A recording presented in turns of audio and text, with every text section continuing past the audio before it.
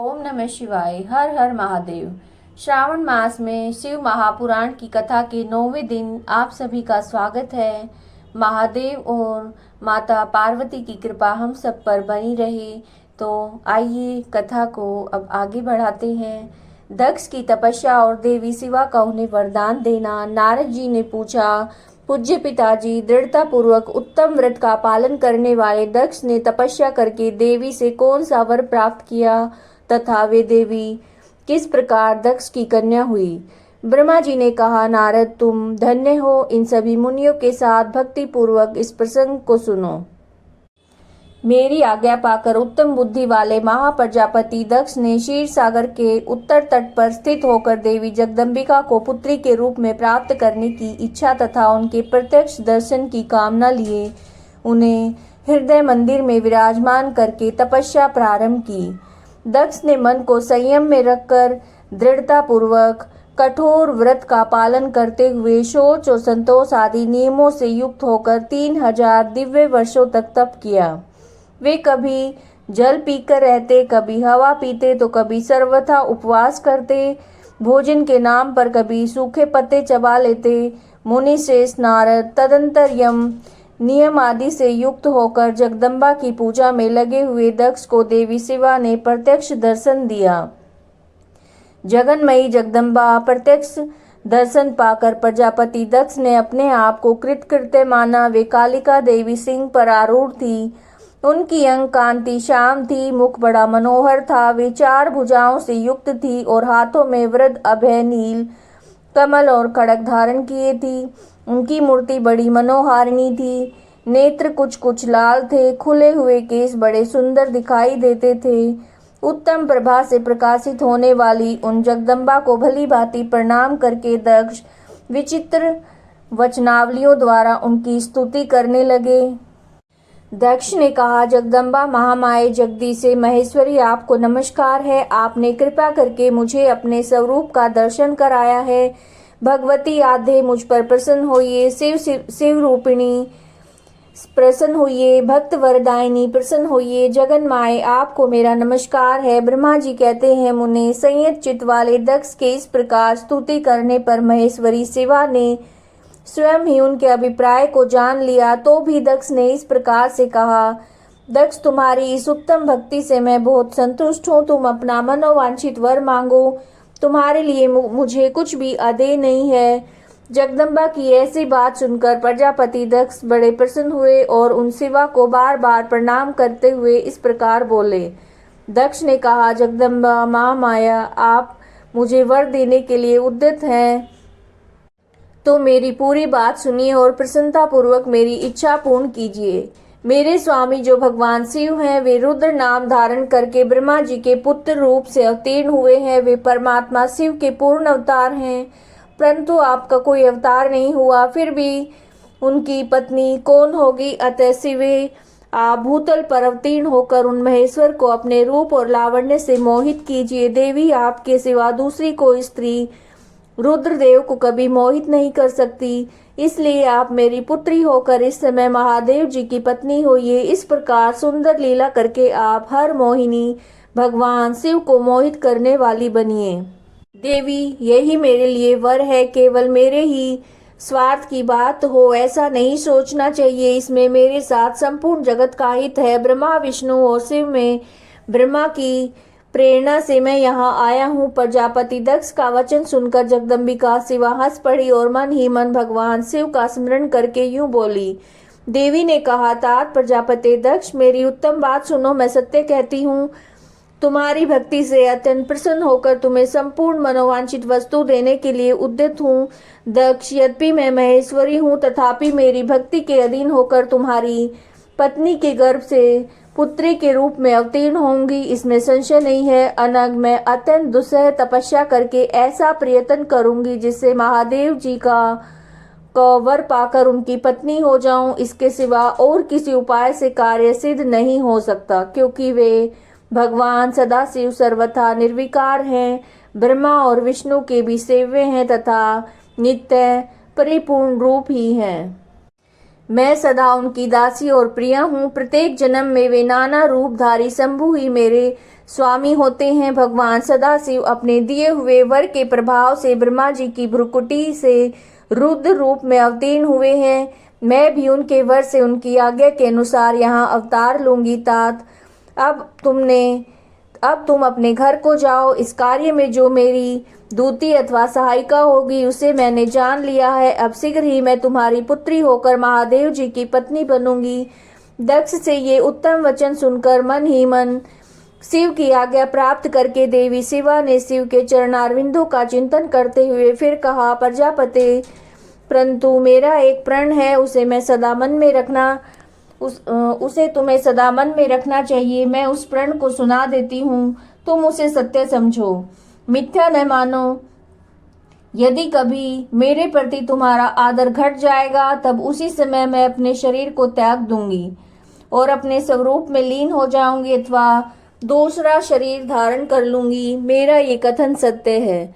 प्रजापते, प्रत्येक सर्ग या कल्प के लिए तुम्हें ये वर दे दिया गया है। मैं तुम्हारी पुत्री होकर भगवान शिव की पत्नी होंगी। मुख्य प्रजापति दक्ष से ऐसा कहकर महेश्वरी शिवा उनके देखते देखते वहीं अंतर्ध्यान हो गई। दुर्गा जी के अंतर्ध्यान होने पर दक्ष भी अपने आश्रम को लौट गए और यह सोचकर प्रसन्न रहने लगे कि देवी शिवा मेरी पुत्री होने वाली हैं। ब्रह्मा जी कहते हैं, नारद, प्रजापति दक्ष अपने आश्रम पर जाकर मेरी आज्ञा पाकर हर्ष भरे मन से नाना प्रकार की मानसिक सृष्टि करने लगे। उस प्रजा सृष्टि को बढ़ती न देखकर प्रजापति दक्ष ने अपने पिता मुझ ब्रह्मा से कहा। दक्ष बोले, ब्रह्मांड तात प्रजानाथ, प्रजा बढ़ नहीं रही है। प्रभु, मैंने जितने जीवों की सृष्टि की थी वे सब उतने ही रह गए हैं। प्रजानाथ, मैं क्या करूं? जिस उपाय से ये जीव अपने आप बढ़ने लगे मुझे बताइए, तद अनुसार मैं प्रजा की सृष्टि करूंगा, इसमें संशय नहीं है। ब्रह्मा जी ने कहा, तात प्रजापति दक्ष, मेरी उत्तम बात सुनो और उसके अनुसार कार्य करो। श्रेष्ठ भगवान शिव तुम्हारा कल्याण करेंगे। प्रजापति पंचजन की जो परम सुंदर पुत्री अशक्नी है उसे तुम पत्नी रूप से ग्रहण करो। स्त्री के साथ मैथुन धर्म का आश्रय लेकर तुम पुनः प्रजा सर्ग को बढ़ाओ। अशक्नी जैसी कामिनी के गर्भ से तुम बहुत सी संतान उत्पन्न कर सकोगे। तदंतर मैथुन धर्म में प्रजा की उत्पत्ति करने के उद्देश्य से प्रजापति दक्ष ने मेरी आज्ञा के अनुसार वीरण प्रजापति की पुत्री के साथ विवाह किया। अपनी पुत्री वीरिणी के गर्भ से प्रजापति दक्ष ने 10,000 पुत्र उत्पन्न किए जो हयसु कहलाए। मुने वे सब के सब पुत्र समान धर्म का आचरण करने वाले हुए। पिता की भक्ति में तत्पर रहकर वे सदा वैदिक मार्ग पर चलते थे। एक समय पिता ने उन्हें प्रजा की सृष्टि करने का आदेश दिया था। तब वे सभी दाक्षायण नामधारी पुत्र सृष्टि के उद्देश्य से तपस्या करने के लिए पश्चिम दिशा की ओर गए। वहाँ नारायण सर नामक परम पावन तीर्थ है जहाँ दिव्य सिंधु नद और समुद्र का संगम हुआ है। उस तीर्थ जल के निकट स्पर्श करते ही उनका अंतकरण शुद्ध और ज्ञान से संपन्न हो गया। उनकी आंतरिक मल राशि धुल गई और वे परमहंस धर्म में स्थित हो गए। दक्ष के वे सभी पुत्र पिता के आदेश में बंधे हुए थे, अतः मन को सुस्थिर करके प्रजा की वृद्धि के लिए वहां तप करने लगे। वे सभी सत्पुरुषों में श्रेष्ठ थे। नारद, जब तुम्हें पता लगा कि हयसुगण सृष्टि के लिए तपस्या कर रहे हैं तब भगवान लक्ष्मीपति के हार्दिक अभिप्राय को जानकर तुम स्वयं उनके पास गए और आदर पूर्वक यूं बोले, दक्ष पुत्र हयसुगण, तुम लोग पृथ्वी का अंत देखे बिना सृष्टि रचना करने के लिए कैसे उद्यत हो गए? ब्रह्मा जी कहते हैं, नारद, हर्ष आलस्य से दूर रहने वाले थे और जन्म काल से ही बड़े बुद्धिमान थे। वे सब के सब तुम्हारा उपयुक्त कथन सुनकर स्वयं उस पर विचार करने लगे। उन्होंने ये विचार किया कि जो उत्तम शास्त्र रूपी पिता की निवृत्ति परक आदेश को नहीं समझता, केवल रज आदि गुणों पर विश्वास करने वाला पुरुष सृष्टि निर्माण का कार्य कैसे आरंभ कर सकता है। ऐसा निश्चय करके वे उत्तम बुद्धि और एक चित्त वाले दक्ष कुमार नारद को प्रणाम और उनकी परिक्रमा करके ऐसे पथ पर चले गए जहां जाकर कोई वापस नहीं लौटता। नारद, तुम भगवान शंकर के मन हो और मुने तुम समस्त लोकों में अकेले विचरा करते हो। तुम्हारे मन में कोई विकार नहीं है क्योंकि तुम सदा महेश्वर की मनोवृत्ति के अनुसार कार्य करते हो। जब बहुत समय बीत गया तब मेरे पुत्र प्रजापति दक्ष को ये पता लगा कि मेरे सभी पुत्र नारद से शिक्षा पाकर नष्ट हो गए, मेरे हाथ से निकल गए। इससे उन्हें बड़ा दुख हुआ और वे बार बार कहने लगे, उत्तम संतानों का पिता होना शोक का स्थान है, क्योंकि शेष पुत्रों के बिछड़ जाने से पिता को बड़ा कष्ट होता है। शिव की माया से मोहित होने से दक्ष को पुत्र वियोग के कारण बहुत शोक होने लगा। तब मैंने आकर अपने बेटे दक्ष को बड़े प्रेम से समझाया और सांत्वना दी कि देव का विधान प्रबल होता है इत्यादि बातें बताकर उनके मन को शांत किया। और मेरे सांत्वना देने पर दक्ष पुनः पंच जन कन्या सिकनी के गर्भ से शबलासु नामक के एक सहस्त्र पुत्र उत्पन्न किए। पिता का आदेश पाकर वे पुत्र भी प्रजा सृष्टि के लिए दृढ़ता पूर्वक प्रतिज्ञा पालन नियम लेकर उसी स्थान पर गए जहां उनके सिद्धि को प्राप्त हुए बड़े भाई गए थे। नारायण सरोवर के जल का स्पर्श होने मात्र से उनके सारे पाप नष्ट हो गए, अंतकरण में शुद्धता आ गई और वे उत्तम व्रत के पालक सबलासु ब्रह्म प्रणव का जप करते हुए बड़ी भारी तपस्या करने लगे। उन्हें प्रजा सृष्टि के लिए उद्यत जानकर तुम पुनः पहले की भांति ईश्वरीय गति का स्मरण करते हुए उनके पास गए और वही बात कहने लगे जो उनके भाइयों से पहले कह चुके थे। मुने तुम्हारा दर्शन अमोघ है, इसलिए तुमने उनको भी भाइयों का ही मार्ग दिखाया। अतः वे भाइयों के पद पर उधर गति को प्राप्त हुए। उसी समय प्रजापति दक्ष को बहुत से उत्पात दिखाई दिए। इससे मेरे पुत्र दक्ष को बड़ा विस्मय हुआ, वे मन ही मन दुखी हुए। फिर उन्होंने पूर्ववत तुम्हारी ही करतूत से अपने पुत्रों का नाश हुआ सुना। इससे उन्हें बड़ा आश्चर्य हुआ, वे पुत्र शोक से मूर्छित होकर अत्यंत कष्ट का अनुभव करने लगे। फिर दक्ष ने तुम पर बड़ा क्रोध किया और कहा, यह नारद बड़ा दुष्ट है। देववश उसी समय तुम दक्ष पर अनुग्रह करने के लिए वहां आ पहुंचे। तुम्हें देखते ही शोकावेश से युक्त दक्ष के ओठ रोष से फड़कने लगे और तुम्हें सामने पाकर वो धिक्कारने और निंदा करने लगे। दक्ष ने कहा, ओ नीच, तुमने ये क्या किया? तुमने झूठ मूठ साधुओं का बाना पहन रखा है। इसी के द्वारा ठगकर हमारे भोले भाले बालकों को तुमने भिक्षुओं का मार्ग दिखाया है। ये अच्छा नहीं किया। तुम निर्दय और शठ हो, इसलिए तुमने हमारे इन बालकों के जो अभी ऋषि ऋण, देव ऋण, पितृ ऋण से मुक्त नहीं हो पाए थे, लोक और परलोक दोनों के श्रेय का नाश कर डाला। जो पुरुष इन तीनों ऋणों को उतारे बिना ही मोक्ष की इच्छा मन में लिए माता पिता को त्याग कर घर से निकल जाता है, सन्यासी हो जाता है, वो अधोगति को प्राप्त होता है। तुम निर्दय और बड़े निर्लज हो, बच्चों की बुद्धि में भेद पैदा करने वाले हो और अपने सुयश को स्वयं ही नष्ट कर रहे हो। मूढ़ मते, तुम भगवान विष्णु के पार्षदों में व्यर्थ ही घूमते फिरते हो। अधमाधम, तुमने बार बार मेरा अमंगल किया है, अतः आज से तीनों लोकों में विचरते हुए तुम्हारा पैर कहीं स्थिर नहीं रहेगा अथवा कहीं तुम्हें ठहरने के लिए सुस्थिर ठोर ठिकाना नहीं मिलेगा। नारद, यद्यपि तुम साधु पुरुषों द्वारा सम्मानित हो, तथापि उस समय दक्ष ने शोकवश तुम्हें वैसा श्राप दे दिया। वे ईश्वर की इच्छा को नहीं समझ सके। शिव की माया ने उन्हें अत्यंत मोहित कर दिया। मुने, तुमने उस शाप को चुपचाप ग्रहण कर लिया और अपने चित्त में विकार नहीं आने दिया। यही ब्रह्म भाव है। ईश्वर कोटि के महात्मा पुरुष स्वयं शाप को मिटा देने में भी समर्थ होने पर उसे सह लेते हैं। दक्ष की 60 कन्याओं का विवाह। दक्ष और वीरिणी के यहाँ देवी शिवा का अवतार। दक्ष द्वारा उनकी स्तुति तथा सती के सद्गुणों और चेष्टाओं से माता पिता की प्रसन्नता। ब्रह्मा जी कहते हैं, देव ऋषि, इसी समय दक्ष के इस बर्ताव को जानकर मैं भी वहां आ पहुंचा। पूर्ववत उन्हें शांत करने के लिए सांत्वना देने लगा। तुम्हारी प्रसन्नता को बढ़ाते हुए मैंने दक्ष के साथ तुम्हारा सुंदर स्नेहपूर्ण संबंध स्थापित कराया। तुम मेरे पुत्र हो, मुनियों में श्रेष्ठ और संपूर्ण देवताओं के प्रिय हो। बड़े प्रेम से तुम्हें आश्वासन देकर मैं फिर अपने स्थान पर आ गया। तदंतर प्रजापति दक्ष ने मेरी अनुनय के अनुसार अपनी पत्नी के गर्भ से 60 सुंदरी कन्याओं का जन्म दिया और आलस्य रहित होकर धर्म आदि के साथ उन सब का विवाह कर दिया। मुनीश्वर, मैं उसी प्रसंग को बड़े प्रेम से कह रहा हूँ, तुम सुनो। दक्ष ने अपनी 10 कन्याएं विधि पूर्वक धर्म को ब्याह दी, 13 कन्याएं कश्यप मुनि को दे दी और 27 कन्याओं का विवाह चंद्रमा के साथ कर दिया। भूत, या बहुपुत्र अंगिरा तथा कुशासु को उन्होंने 2-2 कन्याएं दी। शेष 4 कन्याओं का विवाह ताक्षय या अरिष्ट नेमि के साथ कर दिया। इन सब की संतान परंपराओं से तीनों लोग भरे पड़े हैं, अतः विस्तार भय से उनका वर्णन नहीं किया जाता।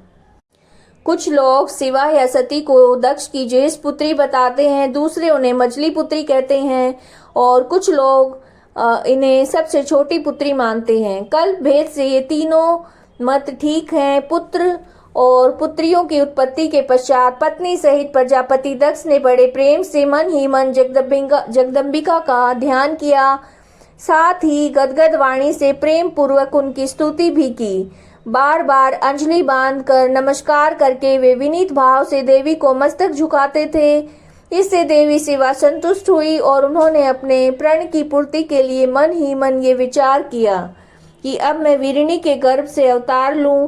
ऐसा विचार करके वे जगदम्बा दक्ष के हृदय में निवास करने लगी। मुनि श्रेष्ठ, उस समय दक्ष की बड़ी शोभा होने लगी। फिर उत्तम मुहूर्त देखकर दक्ष ने अपनी पत्नी में प्रसन्नता पूर्वक गर्भाधान किया। तब दयालु शिवा दक्ष पत्नी के चित्त में निवास करने लगी। उनमें गर्भ धारण के सभी चिन्ह प्रकट हो गए। उस अवस्था में वीरिणी की शोभा बढ़ने लगी और उसके चित्त में अधिक हर्ष छा गया। भगवती शिवा के निवास के प्रभाव से वीरिणी महामंगल रूपिणी हो गई। दक्ष ने अपने कुल संप्रदाय, वेद ज्ञान, हार्दिक उत्साह के अनुसार प्रसन्नता पूर्वक मुंशवन आदि संस्कार संबंधी श्रेष्ठ क्रियाएं संपन्न की। उन कर्मों के अनुष्ठान के समय महान उत्सव हुआ।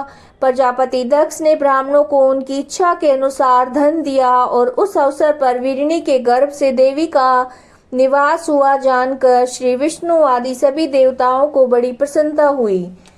उन सब ने वहां आकर जगदम्बा का स्तवन किया और समस्त लोकों का उपकार करने वाली देवी शिवा को बार बार प्रणाम किया। वे सब देवता प्रसन्नचित होकर दक्ष प्रजापति तथा वीरिणी की भूरी भूरी प्रशंसा करके अपने अपने स्थान को लौट गए। नारद जब 9 महीने बीत गए तब लौकिक गति का निर्वाह कराकर 10वें महीने के पूर्ण होने पर चंद्रमा आदि ग्रहों तथा ताराओं की अनुकूलता से युक्त शुक्ल मुहूर्त में देवी शिवा शीघ्र ही अपनी माता के सामने प्रकट हुई और उनके अवतार लेते ही प्रजापति दक्ष बड़े प्रसन्न हुए और उन्हें महान तेज से दीप्यमान देखकर उन्हें मन में विश्वास हो गया कि साक्षात वे शिवा देवी ही मेरी पुत्री के रूप में प्रकट हुई हैं। उस समय आकाश से फूलों की वर्षा होने लगी, मेघ जल बरसाने लगे। मुनीश्वर सती के जन्म लेते ही संपूर्ण दिशाओं में तत्काल शांति छा गई। देवता आकाश में खड़े होकर मांगलिक बाजे बजाने लगे। अग्निशालाओं की बुझी हुई अग्नियां सहसा प्रज्वलित हो उठी। सब कुछ परम मंगलमय हो गया। वीरिणी के गर्भ से साक्षात जगदम्बा को प्रकट हुई देखकर दक्ष ने दोनों हाथ जोड़कर नमस्कार किया और बड़े भक्ति भाव से उनकी बड़ी स्तुति की। बुद्धिमान दक्ष की स्तुति करने पर जगत माता शिवा उस समय दक्ष से इस प्रकार बोली, जिससे माता वीरिणी न सुन सके। देवी बोली, प्रजापते, तुमने पहले पुत्री रूप में मुझे प्राप्त करने के लिए मेरी आराधना की थी। तुम्हारा ये मनोरथ आज सिद्ध हो गया है। अब तुम उस तपस्या के फल को ग्रहण करो। उस समय दक्ष से ऐसा कहकर देवी ने अपनी माया से शिशु रूप धारण कर लिया और सहसो भाव प्रकट करती हुई वे वहां पर रोने लगी। उस बालिका का रोदन सुनकर सभी स्त्रियां, दासियां बड़े वेग से प्रसन्नता से वहां आ पहुंची। असिकनी पुत्री का अलौकिक रूप देखकर उन सभी स्त्रियों को बड़ा हर्ष हुआ। नगर के सब लोग उस समय जय जयकार करने लगे। गीत और वाद्यों के साथ बड़ा भारी उत्सव होने लगा। पुत्री का मनोहर मुख देखकर सबको बड़ी ही प्रसन्नता हुई। दक्ष ने वैदिक और कुलोचित आचार का विधि पूर्वक अनुष्ठान किया, ब्राह्मणों को दान दिया और दूसरों को भी धन बांटा। सब और यथोचित गान और नृत्य होने लगा। भांति भांति के मंगल कृत्यों के साथ बहुत से बाजे बजने लगे। उस समय दक्ष ने समस्त सद्गुणों की सत्ता से प्रशंसित होने वाली अपनी उस पुत्री का नाम प्रसन्नता पूर्वक उमा रखा। तदंतर संसार में लोगों की ओर से उसके और भी नाम प्रचलित हैं, जो सब के सब महान मंगलदायक, विशेषतः समस्त दुखों का नाश करने वाले हैं। वीरनी और महात्मा दक्ष अपनी पुत्री का पालन करने लगे। वह शुक्ल पक्ष के चंद्रकला के समान दिनों दिन बढ़ने लगी। द्विश्रेष्ठ बाल्यावस्था में भी समस्त उत्तम गुणों से उसमें उसी तरह प्रवेश करने लगी जैसे शुक्ल पक्ष के बाल चंद्रमा में समस्त मनोहारिणी कलाएं प्रविष्ट हो जाती हैं। दक्ष कन्या सती सखियों के बीच बैठी बैठी जब अपने भाव में निमग्न होती थी तो बार बार भगवान शिव की मूर्ति को चित्रित करने लगती थी। मंगलमयी सती जब बाल्योचित सुंदर गीत गाती तो स्थाणु हर एवं रुद्र नाम लेकर स्मर शत्रु शिव का स्मरण किया करती थी। ब्रह्मा जी कहते हैं, नारद, एक दिन मैंने तुम्हारे साथ जाकर पिता के पास खड़ी हुई सती को देखा। वह तीनों लोकों की सारभूता सुंदरी थी। उसके पिता ने मुझे नमस्कार करके तुम्हारा भी सत्कार किया। ये देखकर लोक लीला का अनुसरण करने वाली सती ने भक्ति और प्रसन्नता के साथ मुझे और तुमको भी प्रणाम किया। नारद, तदंतर सती की ओर देखते हुए हम और तुम दक्ष के दिए हुए शुभ आसन पर बैठ गए। तत्पश्चात मैंने उस विनयशीला बालिका से कहा, सती, जो केवल तुम्हें ही चाहते हैं और तुम्हारे मन में भी एकमात्र जिनकी कामना है, उन्हीं सर्वज्ञ जगदीश्वर महादेव जी को तुम पति रूप में प्राप्त करो। शुभ है, जो तुम्हारे सिवा दूसरी किसी स्त्री को पत्नी रूप में न तो ग्रहण कर सके हैं, न करते हैं, न भविष्य में ग्रहण करेंगे। वे ही भगवान शिव तुम्हारे पति हों। वे तुम्हारे योग्य हैं, दूसरे के नहीं। नारद, सती से ऐसा कहकर मैं दक्ष के घर में देर तक ठहरा रहा। फिर उनसे विदा लेकर मैं और तुम दोनों अपने अपने स्थान को चल आए। मेरी बात को सुनकर दक्ष को बड़ी प्रसन्नता हुई। उनकी सारी मानसिक चिंता दूर हो गई। उन्होंने अपनी पुत्री को परमेश्वरी समझकर उसे गोद में बिठा लिया। इस प्रकार कुमारोचित सुंदर लीला विहारों से सुशोभित होती हुई भक्त वत्सला सती, जो स्वेच्छा से मानव रूप धारण करके प्रकट हुई थी, कुमार अवस्था पार कर गई। बाल्यावस्था बिताकर किंचित युवा अवस्था को प्राप्त हुई सती अत्यंत तेज और शोभा से संपन्न होकर संपूर्ण अंगों से मनोहर दिखाई देने लगी। लोकेश दक्ष ने देखा कि सती के शरीर में युवा अवस्था के लक्षण प्रकट होने लगे हैं। तब उनके मन में ये चिंता हुई कि मैं महादेव जी के साथ इनका विवाह कैसे करूं। सती स्वयं ही महादेव जी को पाने के लिए प्रतिदिन अभिलाषा रखती थी। अतः पिता के मनोभाव को समझकर वे माता के निकट गई। विशाल बुद्धि वाली सती रूपिणी परमेश्वरी शिवा ने अपनी माता वीरनी से भगवान शंकर की प्रसन्नता के निमित्त तपस्या करने के लिए आज्ञा मांगी। माता की आज्ञा मिल गई। अतः दृढ़ता पूर्वक व्रत का पालन करने वाली सती ने महेश्वर को पति रूप में प्राप्त करने के लिए अपने घर पर ही उनकी आराधना आरंभ की। अश्विन मास में नंदा, प्रतिपदा, षष्ठी और एकादशी तिथियों में उन्होंने भक्ति पूर्वक गुड़, भात और नमक चढ़ाकर भगवान शिव का पूजन किया और उन्हें नमस्कार करके उसी नियम के साथ उस मास को व्यतीत किया। कार्तिक मास की चतुर्दशी को सजा कर रखे हुए मालपुओं और खीर से परमेश्वर शिव की आराधना करके निरंतर उनका चिंतन करने लगी। मार्गशीर्ष मास में कृष्ण पक्ष की अष्टमी तिथि को तिल, जौ और चावल से हर की पूजा करके ज्योतिर्मय दीप दिखाकर अथवा आरती करके सती दिन बिताती थी। पौष मास में शुक्ल पक्ष की सप्तमी को रात भर जागरण करके प्रातःकाल खिचड़ी का नैवेद्य लगाकर शिव जी की पूजा करती थी। माघ पूर्णिमा को रात में जागरण करके सवेरे नदी में नहाती, गीले वस्त्र से ही तट पर बैठकर भगवान शंकर की पूजा करती। फाल्गुन मास में कृष्ण पक्ष की चतुर्दशी तिथि को रात में जागरण करके उस रात्रि के चारों पहर में शिव जी की विशेष पूजा करती और नटों द्वारा नाटक भी कराती। चैत्र मास के शुक्ल पक्ष की चतुर्दशी को वे दिन रात शिव का स्मरण करती हुई समय बिताती और ढाक के फूलों तथा दवनों से भगवान शिव की पूजा करती। वैशाख शुक्ल तृतीया को सती तिल का आहार करके रहती और नए जौ के भात से रुद्रदेव की पूजा करके उस महीने को बिताती। ज्येष्ठ पूर्णिमा को रात में सुंदर वस्त्रों और भटक टैया के फूलों से शंकर जी की पूजा करके वे निराहार रहकर मास व्यतीत करती। आषाढ़ में शुक्ल पक्ष की चतुर्दशी को काले वस्त्र और भटक टैया के फूलों से रुद्रदेव का पूजन करती।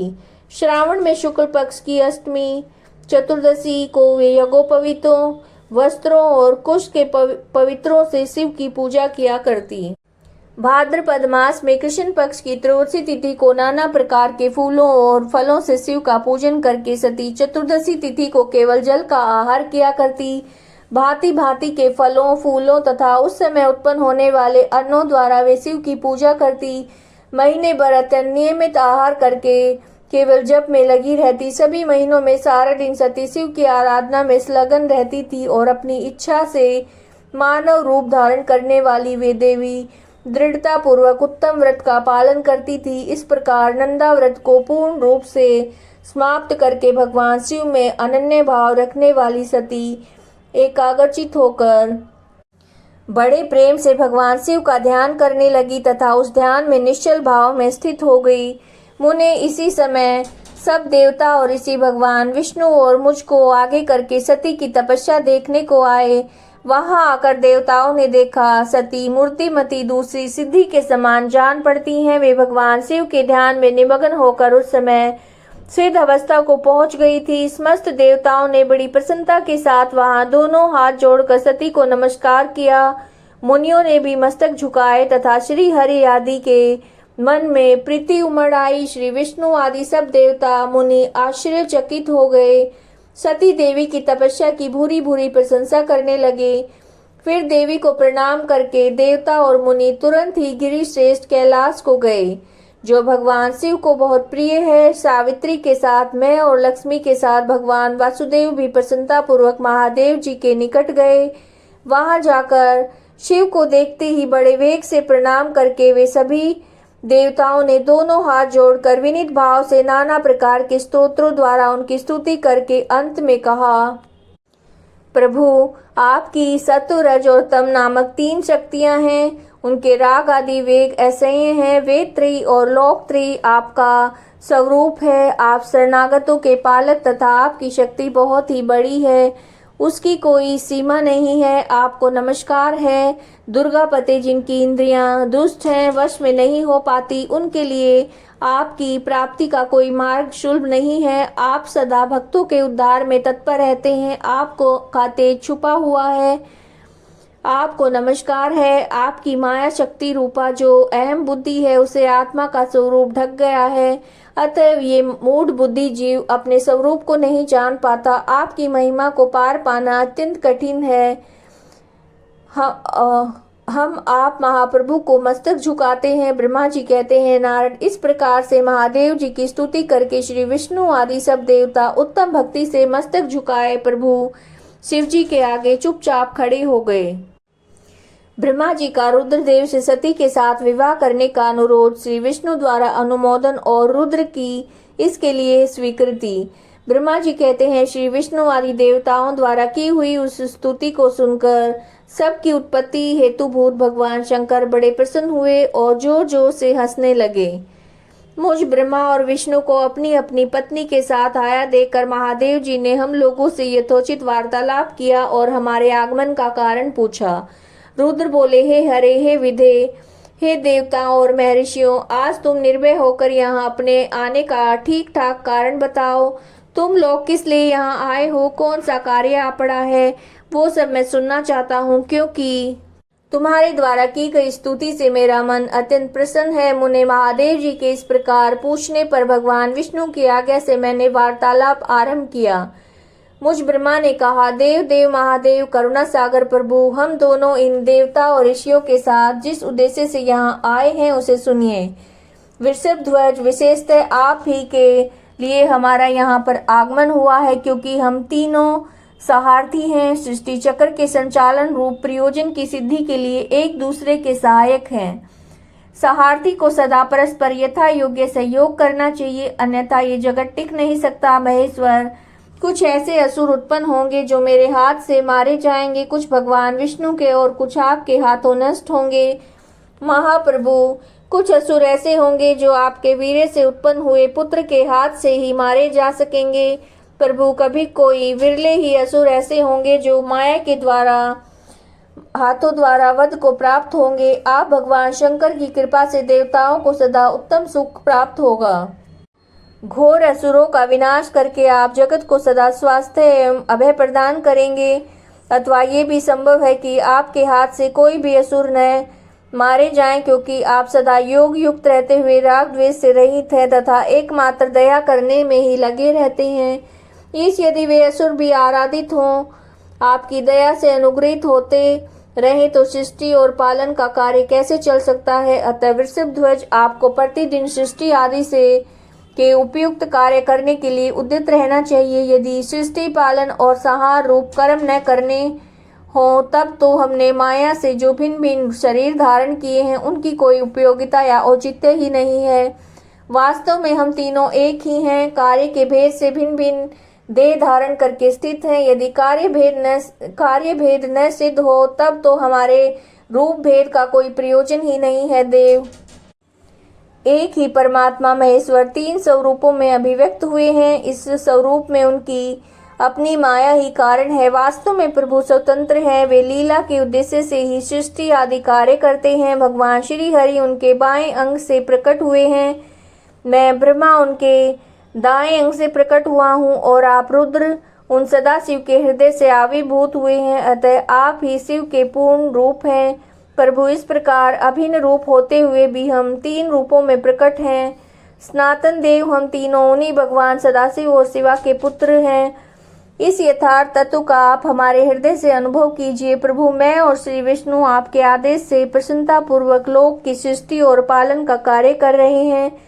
कार्य कारण वश पत्नीक भी हो गए हैं। अतः आप भी विश्व हित के लिए देवताओं को सुख पहुंचाने के लिए परम सुंदरी रमणी को अपनी पत्नी बनाने के लिए ग्रहण करो। महेश्वर, एक बात और है, उसे सुनिए। मुझे पहले के वृत्तांत का स्मरण हो आया है।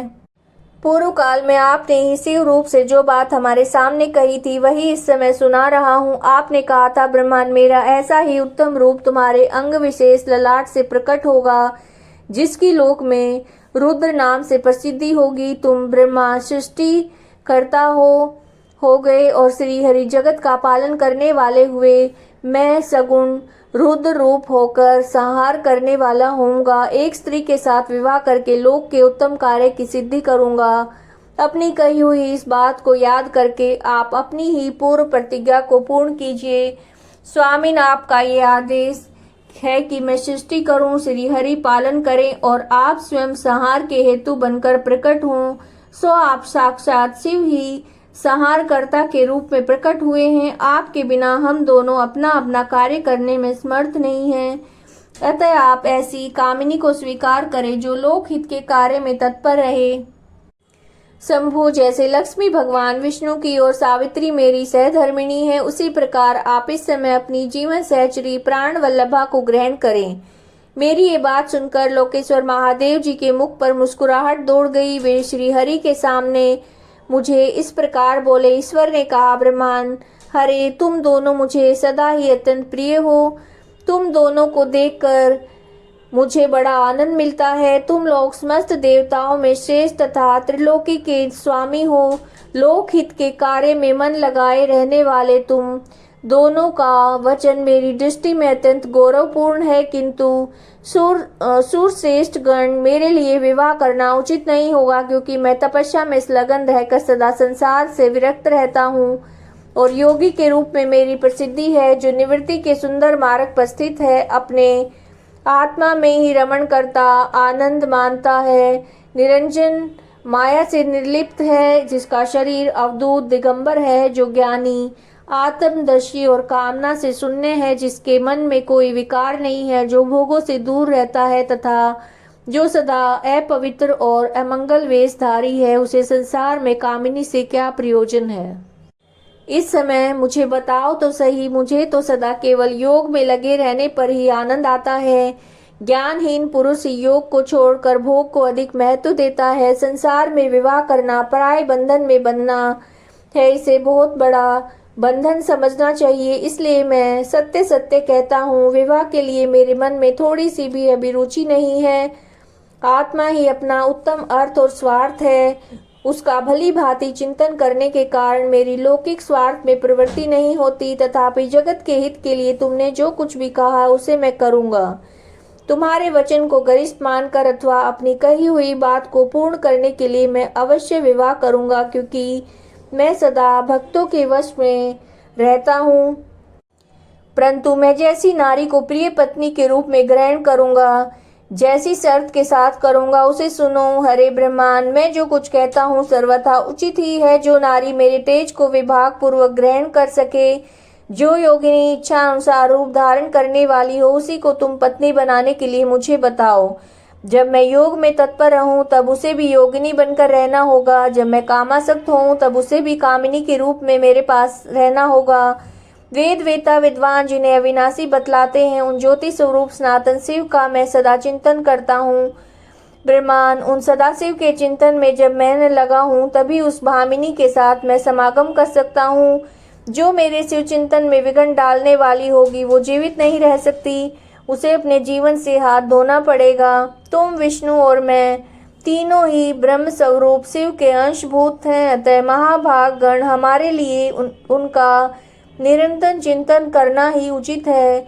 कमलासन, उनके चिंतन के लिए मैं बिना विवाह के भी रह लूंगा, किंतु उनका चिंतन छोड़कर विवाह नहीं करूंगा। अतः तुम मुझे ऐसी पत्नी प्रदान करो जो सदा मेरे कर्म के अनुकूल चल सके। ब्रह्मांड, उसमें मेरी एक और शर्त है, उसे तुम सुनो। यदि उस स्त्री का मुझ पर और मेरे वचन पर अविश्वास होगा तो मैं उसे त्याग दूंगा। उनकी ये बात सुनकर मैंने और श्री हरि ने मंद मुस्कान के साथ मन ही मन प्रसन्नता का अनुभव किया। फिर मैं विनम्र होकर बोला, नाथ महेश्वर प्रभु, आपने जैसी नारी की खोज आरंभ की है, वैसी स्त्री के विषय में मैं आपको प्रसन्नता पूर्वक कह रहा हूँ। साक्षात सदाशिव की धर्म पत्नी जो उमा है, वे ही जगत का कार्य सिद्ध करने के लिए भिन्न भिन्न रूप में प्रकट हुई हैं। प्रभु, सरस्वती और लक्ष्मी, ये दो रूप धारण करके वे पहले ही यहाँ आ चुकी हैं। इनमें लक्ष्मी तो श्री विष्णु की प्राण वल्लभा हो गई हैं, सरस्वती मेरी, और अब हमारे लिए वे तीसरा रूप धारण करके प्रकट हुई हैं। प्रभु, लोक हित का कार्य करने की इच्छा वाली देवी शिवा दक्ष पुत्री के रूप में अवतीर्ण हुई है और उनका नाम सती है। सती ही ऐसी भार्या हो सकती है जो सदा आपके लिए हितकारिणी हो। देवेश, महातेजस्विनी सती आपके लिए आपका पति रूप में प्राप्त करने के लिए दृढ़ता पूर्वक कठोर व्रत का पालन करती हुई तपस्या कर रही हैं। महेश्वर, आप उन्हें वर देने के लिए जाइए, कृपा कीजिए और बड़ी प्रसन्नता के साथ उनकी तपस्या के अनुरूप वर देकर उनके साथ विवाह कीजिए। शंकर भगवान विष्णु की, मेरी तथा इन संपूर्ण देवताओं की इच्छा है कि आप अपनी शुभ दृष्टि से हमारी इस इच्छा को पूर्ण कीजिए, जिससे हम आदर पूर्वक इस उत्सव को देख सकें। ऐसा होने से तीनों लोकों में सुख देने वाला परम मंगल होगा और सबकी सारी चिंता मिट जाएगी, इसमें संशय नहीं है।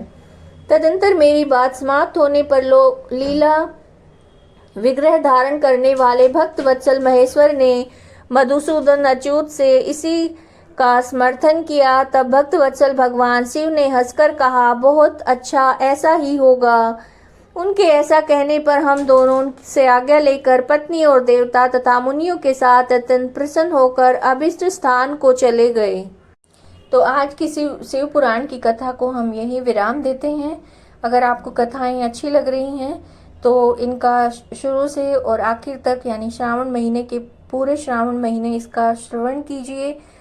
कथाओं का श्रवण करने के लिए चैनल के साथ बने रहिए। चैनल को सब्सक्राइब नहीं किया है तो सब्सक्राइब कीजिए और बेल आइकन को प्रेस कीजिए ताकि समय से आपको नोटिफिकेशन मिल सके। और वीडियो अगर पसंद आ रहे हैं तो लाइक कीजिए, शेयर कीजिए, कमेंट करिए। हर हर महादेव। ओम नमः शिवाय।